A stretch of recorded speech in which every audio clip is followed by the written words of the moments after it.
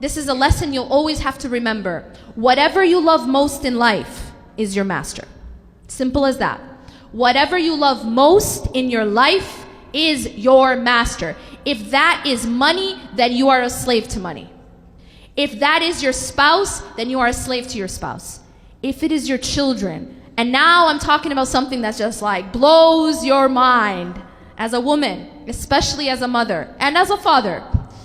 We definitely ain't taught this, that there's a wrong way to love our children. What? There is a wrong way to love your children. Why do you think we have so many problems with the whole mother-in-law issue? Do you want to know the reason? Anybody want to know the reason? This is the reason. It's because the dynamic to begin with from day one was unhealthy. I'm telling you guys something maybe we don't want to hear, but it's the truth. The dynamic was unhealthy from day one because that boy, that son of yours was never supposed to be in that part. That part is saved for Allah. Your life was never supposed to revolve around your children. I know, it's like, what? Your life was never meant to revolve around your children. It's unhealthy. And actually, your life is supposed to revolve around Allah. This is something we're not taught. But it's unhealthy and it creates unhealthy consequences. And yes, that is why we have an issue then when the son grows up and now he's getting married and all of a sudden there's a competition. There's not supposed to be a competition between a wife and a mom. That doesn't even make any sense. But the fact that there is only because the dynamic from day one was unhealthy and it was wrong. They taught you that you're supposed to revolve your life around your son, namely your son. They taught you that that's actually how to be a good mom. It's not how to be a good mom. It's unhealthy. Your life continues to revolve around Allah, whether you're married or unmarried, whether you're a mother or you're not a mother. And only when your central point in your life is Allah, your greatest and deepest devotion and love is for Allah, only then, and mark my words, only then will you have healthy relationships with the creation. Only then can you have a healthy relationship in a marriage and with your children and with your friends and with your colleagues. Only if you're putting everything in the right compartment. I'm not up here to tell you that you're not supposed to love your children. For God's sakes, we love our children to death. I'm not here to tell you you're not supposed to love your spouse. I'm not even telling you not to love money. Love these things. Allah subhanahu wa ta'ala and His Messenger made it halal. But what does Allah warn us from? Allah warns us in the Quran. قُلْ إِنْ كَانَ آبَاؤُكُمْ أَوْ أَبْنَاؤُكُمْ. Allah in this ayah gives us a list of all halal things. All halal things. Say if your fathers, meaning your parents, your sons, your children. And Allah lists 8, I think, halal things to love. And He says your parents, your children, your spouse, your siblings, your wealth, your business where you fear decline. Is any of this halal? Is any of this haram? Does the ayah say your boyfriend or your gambling or your drinking habits? No, all halal. But Allah warns us, if any one of these things ahabba ilaykum min Allahi wa rasulah is more beloved to you than Allah and His Messenger, that's when you face a problem. Because even the halal, if it's loved in the wrong way, will cause much damage. And this damage will be to yourself and others. So the first thing I want to say is this: we have to put things in their proper place.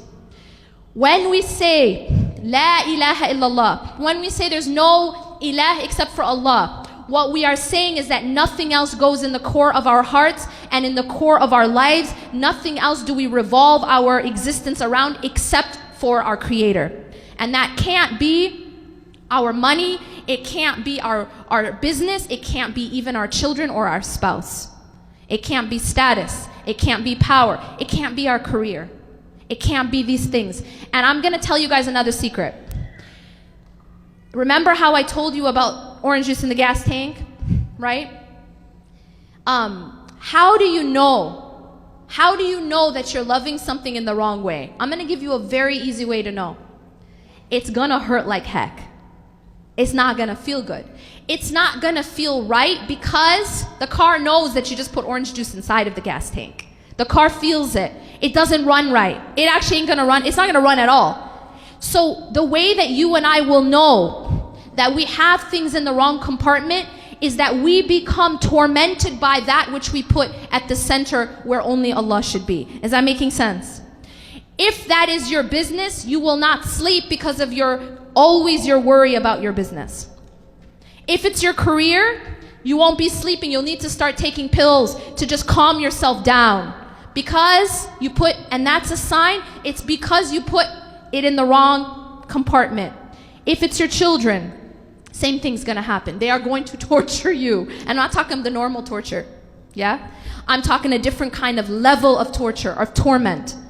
If it's your spouse, even your spouse, you'll know because you'll feel it. You'll feel that pain. And that's Allah subhanahu wa ta'ala showing us we need to move things around. We need to put Allah back at the center.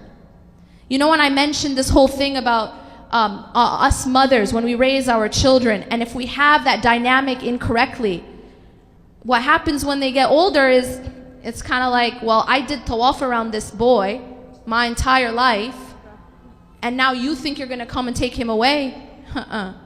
Right? Fair enough. You weren't supposed to be doing tawaf around him ever. Like that, this concept that your life begins and ends at your son was never healthy. No, that's not what it means to be a good mom. What it means to be a good mother is you have Allah at the center, and then you love your children, and then you love your spouse, and then you love everyone else, but Allah's at the center. You don't put Allah aside. You don't put Salah aside because you got soccer practice. You feel me? Oh, but I have to take my kid to XYZ, every kind of activity in the universe, but I'm missing my Salah. That means my priorities are off. Or I gotta cook this, so I'm missing Salah. That means that my priorities are off. And you're gonna find this. If someone that you love doesn't like your hijab, doesn't like it, doesn't look nice, someone you wanna marry, right? Or someone that you're already married to doesn't like your hijab, well, now it's a question, what's at the center, right? Because you're being actually told to choose. We have to make sure that we have the right thing at the center. If it is not Allah and His Messenger, we suffer and then we make others suffer. So that's the main thing I want to emphasize. And I actually don't have time to get to the other points because I had less than 20 minutes to talk about love. But I will say this very quickly. I do go into more detail about all this in my book, but something else I want to say quickly, and I won't have much time to emphasize it. Some other pitfalls we fall into when it comes to romantic love. One of the big ones is that we focus on the surface and we miss what's inside. Now, obviously, in terms of appearance, yes, this is an obvious thing. I think many of you already know about this. But there's another level of this which I've seen and I've experienced, and that is that a lot of times we mistaken, as the sister said, what I call surface romance. We mistaken surface romance for deep connection. And the two are very, very different. See, you might have a man or a woman who does these things for you, these things and these gestures that the sister was mentioning, the roses and the surprises and all of that. And you may believe that means that you have a connection. But there is a very, very big difference between surface romance and deep connection. Deep connection is about, and these are big terms, deep connection is about compatibility. Deep connection is about vulnerability. Deep connection cannot only just be in these gestures. So I advise you and all those who are looking, for example, for marriage, look deeper.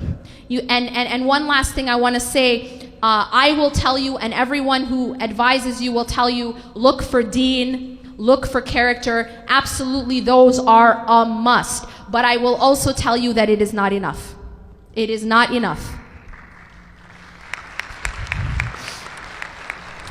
And I'm going to say this, and I know this from experience. What I speak about, I know from experience, that it is not enough. And there are many examples, namely even in our tradition, we know, for example, great people, Zayd and Zainab, they were both amazing character, they both amazing, had amazing morals and deen, but they were not compatible.